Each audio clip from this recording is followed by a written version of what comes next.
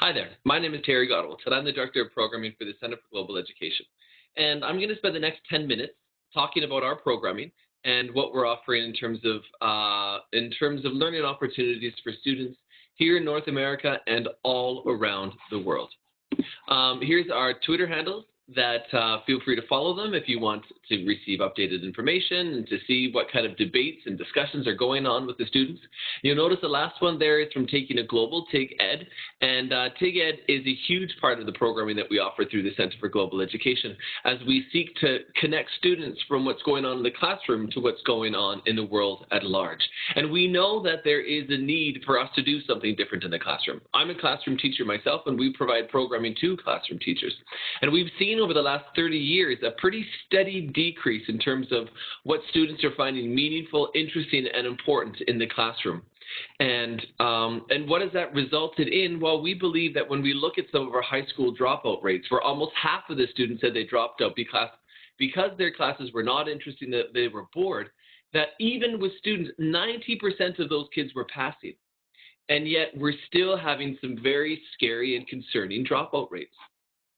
And we believe that part of that has to do with the fact that students aren't making those connections to what they feel is important in the world. Only 14% of students feel that they receive the instruction necessary to understand the roots of global issues. And we know from other studies that have been done in 2010 by World Savvy School that 74% of our kids wish their courses were more global. 83% believe diversity is an asset. 80% are curious about the world events. Right? We know if students aren't finding the material they have interesting, if students aren't finding it relevant to the world that they're going to eventually lead, that's going to result in those higher dropout rates that we have. We believe, and the students believe, that the world is going to become a better place and that they will hope to have the opportunity to work with people of different cultures and that they hope to have a better understanding of all of that. Needless to say, that's the goal of the Center for Global Education and the programming that we provide. So here on the bottom of the screen is a link to our website, tcge.ca, and you'll be able to see on there the upcoming programs we have and the events that are there.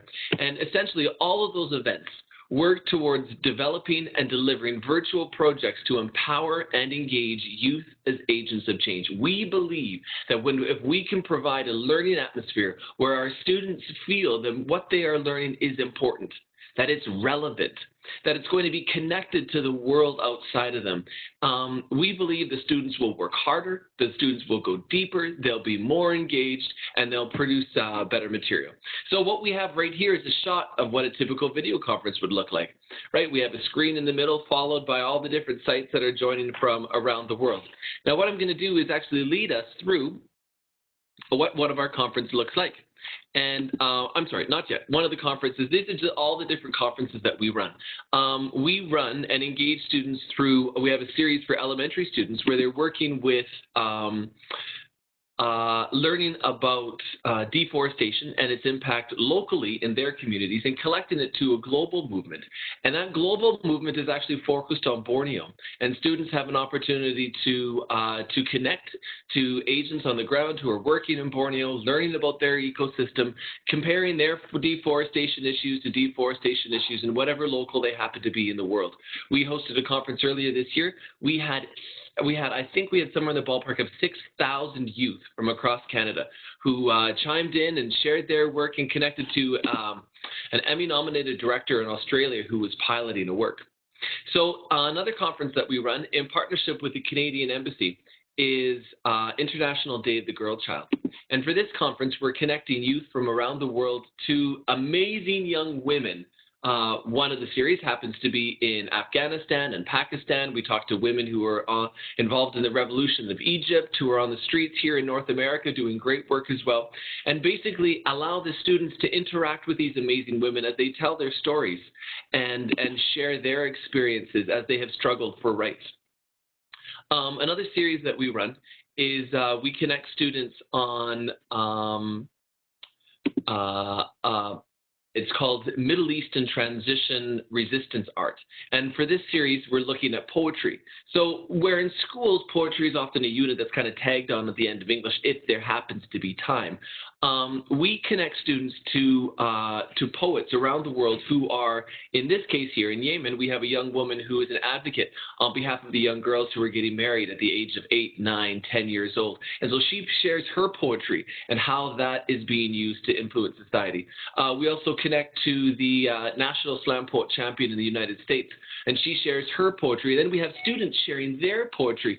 But in essence, what we're doing is we're giving students an opportunity to share their poetry, hear from world-class poets, and get an idea that, you know, what I'm doing in the classroom, this poetry that I'm studying, the poetry that I'm reading is about so much more than just the opportunity that I have. Now, as an extension to that, we have a series also called Middle Eastern Transition, but this one is called, it's focusing on violence and nonviolence. So we have students who actually connect to revolutionaries on the ground in Palestine, and there's a pacifist in Palestine who is there, and she shares her poetry. Actually, no, I'm sorry, that was Egypt. And then we have a young man in Abu Dhabi who's helping finance the Syrian revolution. And the students present to these two individuals on when they believe violence and nonviolence should be used in order to cause societal change. So again, there's a reason to write an essay. Right? We get students to write an essay about these topics. What happens to the essay? Right? It gets marked. It finds its way into the bottom of the student's backpack or maybe right to the garbage. But what happens if you had an essay that you were writing that you needed to present to an individual, like for in this case here, the revolutionaries who were doing the work? Now, there is a reason for you to really do it and to do a good job. We work with CERN in Switzerland, where students have an opportunity to connect the learning that they do in their physics class to the research that's actually going on a kilometer beneath the earth.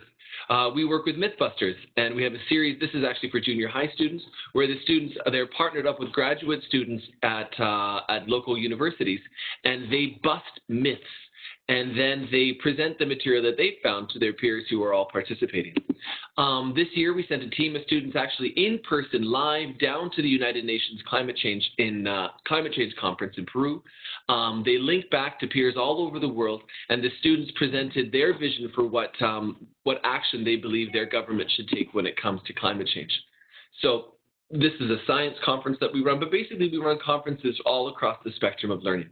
Oh, a project we're really excited for, this next one that you're going to see, is where we connect students from across Canada, and we connect them to senators in Ottawa. And the students share with the senators their vision of what they believe the Canadian Senate should look like and receive the senators' feedback. The gist of it is, we have one more that I'm going to talk about. The gist of it is, we believe that we have an opportunity to tour the world with our students.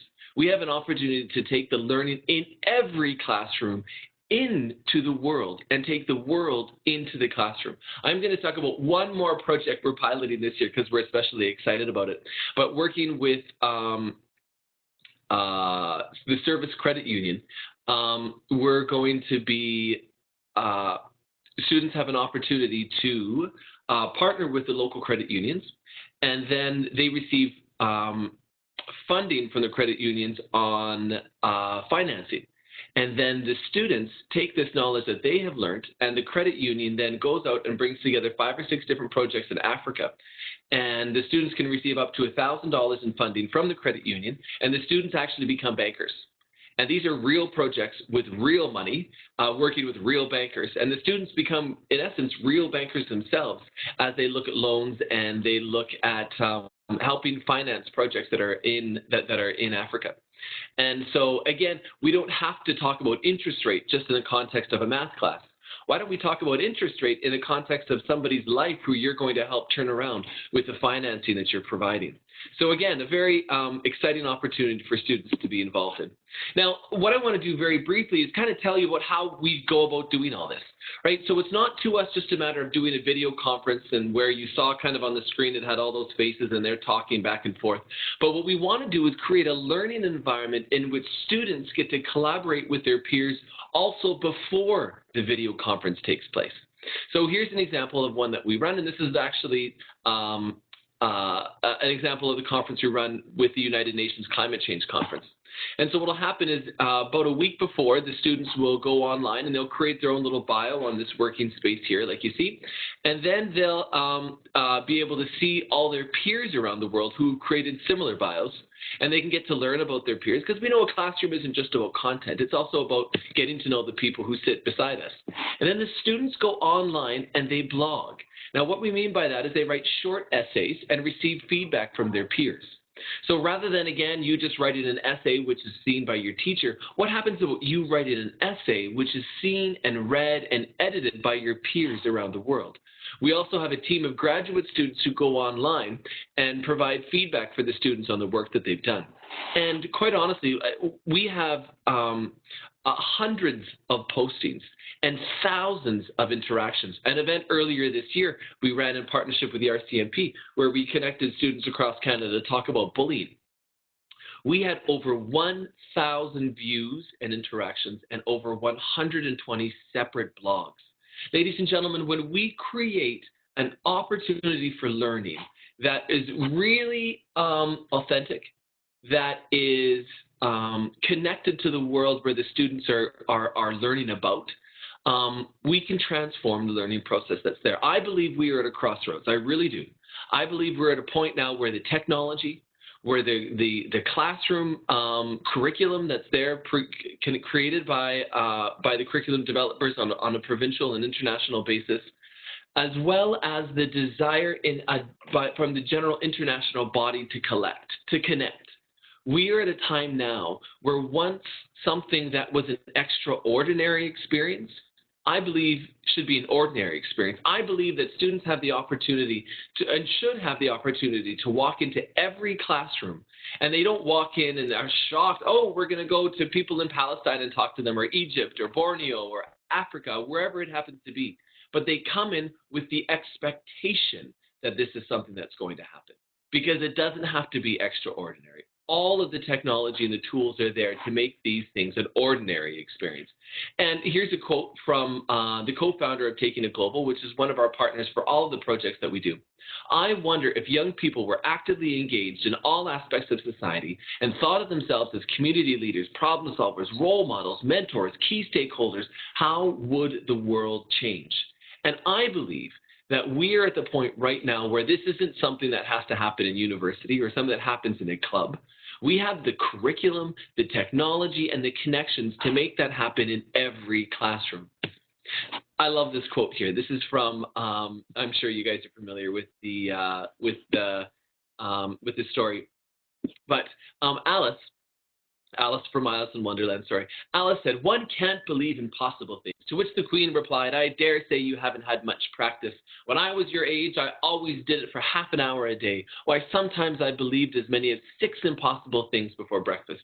Ladies and gentlemen, the technology is there to take what was once something that was impossible and to create it into something that is possible. What was once extraordinary and create it into an ordinary experience.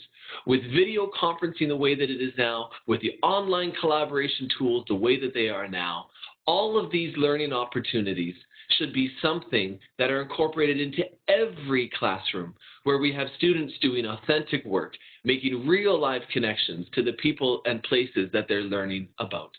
So thank you so very much for tuning in for just a few minutes as we talk about some of our programming. I would love to connect with you anytime if you'd like to.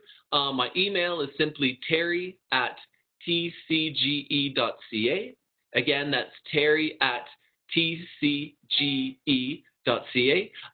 Fire off an email. We'd love to have you involved in our programming. We love to talk about some of the technology that are available for students and for schools and for universities to make those connections. And we just love to see you doing it. So have a great day. Thanks so much for listening. And I hope to talk to you or even see you via the internet on video conferencing so very soon. Have a great day, everyone. Goodbye.